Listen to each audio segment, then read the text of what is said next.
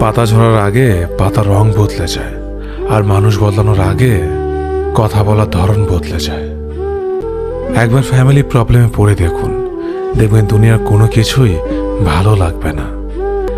সময়ের সাথে বোঝা যায় কে আপন, কে পর, কে বন্ধু আর কে স্বার্থপর।